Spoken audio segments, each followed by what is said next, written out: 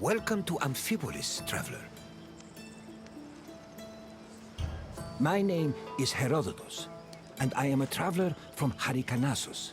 I retrace the cause of various events, such as wars and great calamities. I describe what I see and record what I'm told, all with the aim of providing a better understanding of why these things occur. Look for me to introduce you to many sites. The Battle of Amphipolis was surely an interesting one. One might even call it anticlimactic. But that does not mean it wasn't important in the greater scheme of the Peloponnesian War. The city of Amphipolis was the site of one of the more unique battles of the Peloponnesian War. Two generals, the Athenian Cleon and the Spartan Brasidas, fought for this land in an effort to control the resources it provided. In the end, though, neither got what they wanted. Look for me when you finish your visit, and we can speak of what you've learned.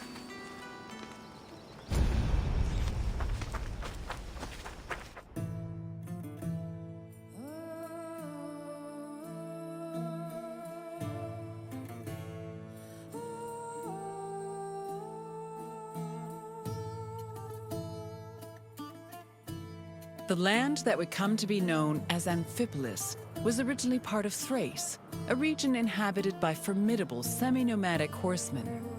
Thrace was rich in gold and silver mines.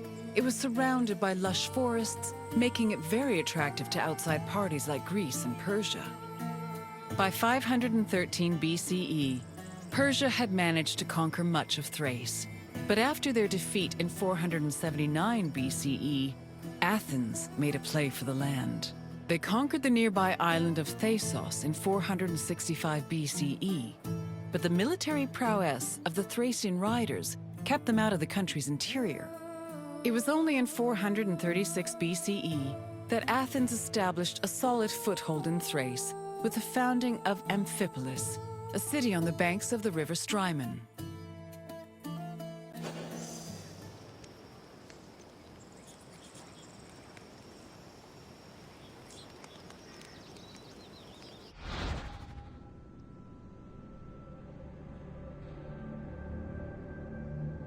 The land that would come to be known as Amphipolis was originally part of Thrace, a region inhabited by formidable semi-nomadic horsemen. Thrace was rich.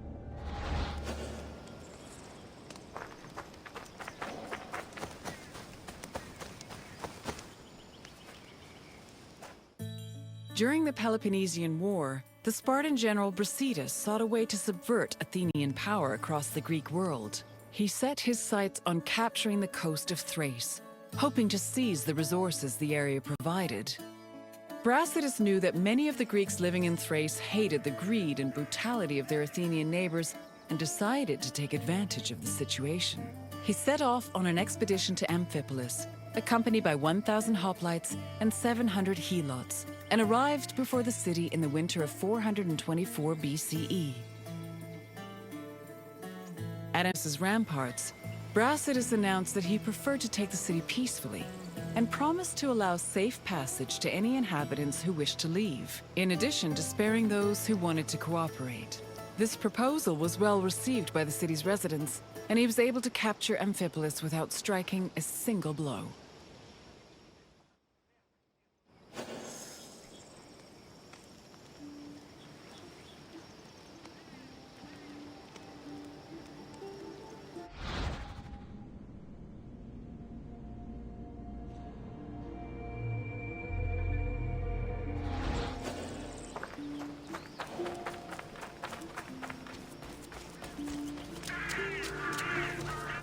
Brasidas' march on Amphipolis blindsided the Athenians.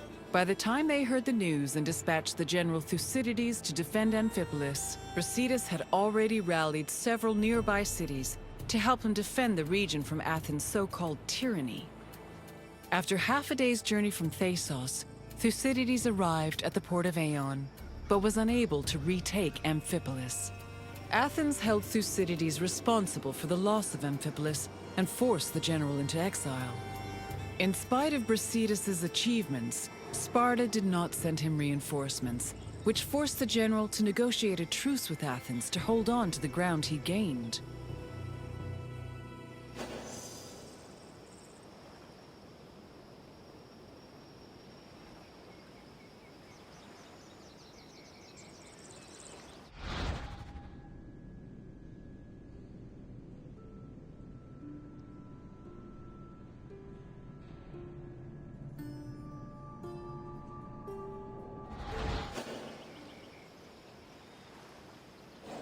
Brasidas' march on Amphipolis blindsided the Athenians. By the time they heard Brasidas had all... After half a day's journey from Thasos, Thucydides arrived at the port of Athens. Athens held, in spite of Brasidas' achievement.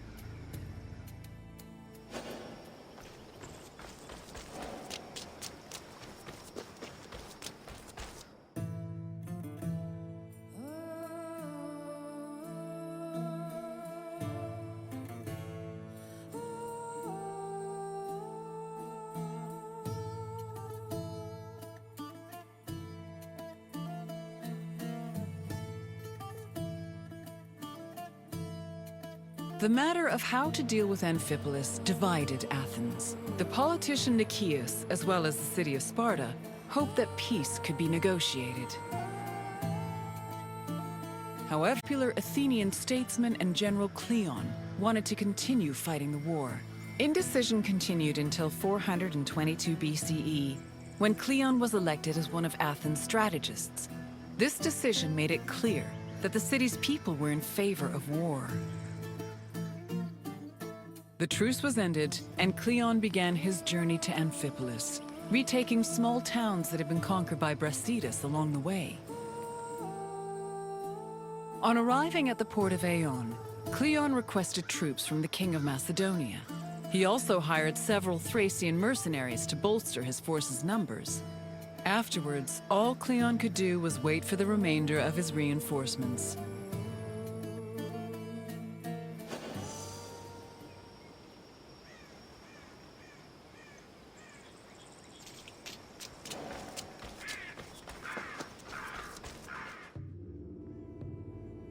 While they waited, the Athenian forces began to resent Cleon's hesitation to attack. They saw him as soft and incompetent, especially compared to their opponent, Brasidas. Sensing the tension, Cleon decided to act without waiting for reinforcements to arrive. He set out from the port of Aeon to observe Amphipolis, setting up a camp on a nearby hill. To Cleon's surprise, Amphipolis appeared to be completely unprotected, with no guards stationed at the city's gates and ramparts. However, the city's lack of protection was only an illusion. Even so, upon seeing this, Cleon regretted that he did not bring wooden towers, which would have allowed him to easily recapture the city.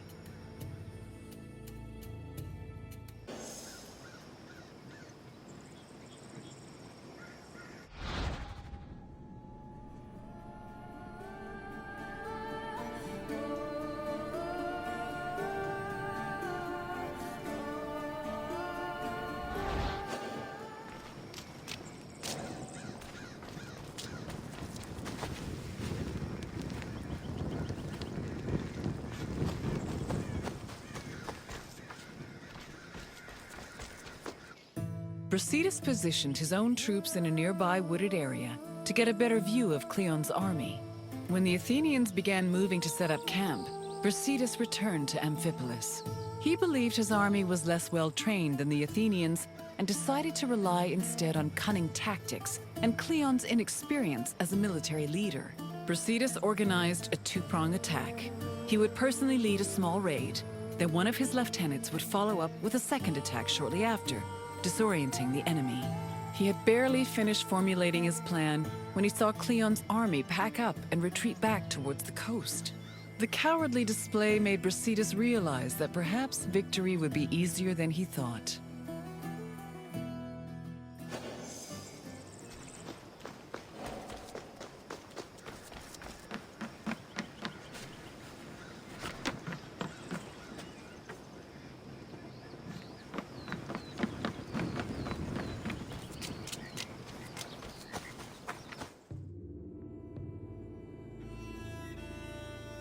After seeing Brasidas' troops return to Amphipolis, Cleon decided to fall back to the port of Aeon and once again wait for reinforcements. Unfortunately, his exact orders were confusing and contradictory, which left the Athenian forces in disarray.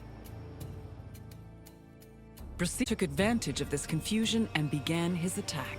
Cleon's forces panicked, which made them easy prey for the Spartans.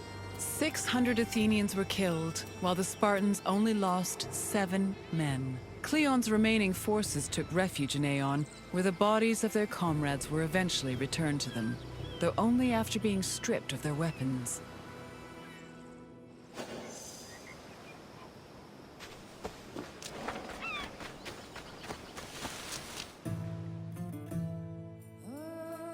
During the pitched battle between the Spartans and the Athenians, both Brasidas and Cleon were killed.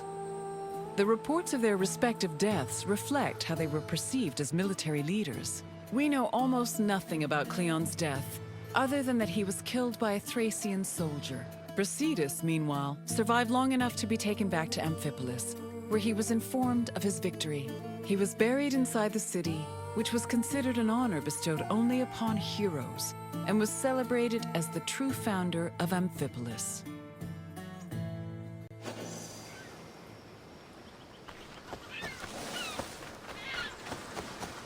The Battle of Amphipolis temporarily put an end to the hostilities between Athens and Sparta. The Athenian forces returned to Piraeus, while Sparta called back the reinforcements they'd sent for Brasidas. The death of both Brasidas and Cleon encouraged the two cities to push for peace. The negotiations took time, but Sparta and Athens eventually agreed to return to the way things were before the Peloponnesian War. The resulting treaty became popularly known as the Peace of Nicias. Throughout the Greek world, it was mostly agreed that Sparta had lost the war, in spite of Brasidas' heroic efforts. The sentiment was rooted in the fact that Sparta had failed to end Athens' domination over Greece, something they had promised to do at the start of the war.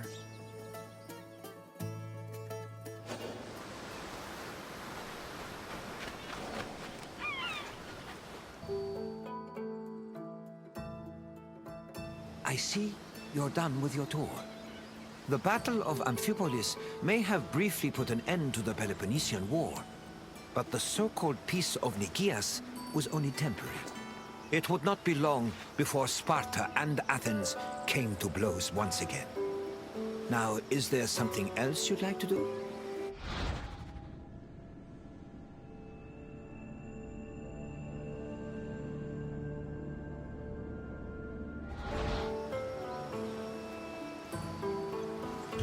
Feeling up to a test? Then let us begin.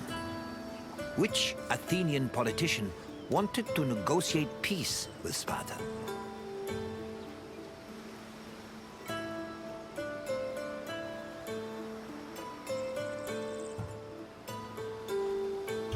Correct. Nicias wanted to build on the truce that was negotiated after Brasidas captured Amphipolis. Now for the second question. Where did Thucydides and Cleon arrive before moving to retake Amphipolis?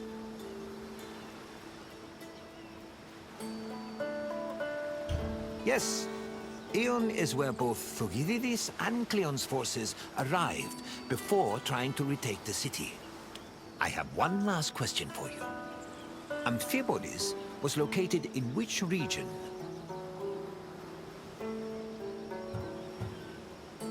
Yes, Amphipolis was located in Thrace. It seems there's nothing I can ask that you cannot answer. Congratulations, traveler.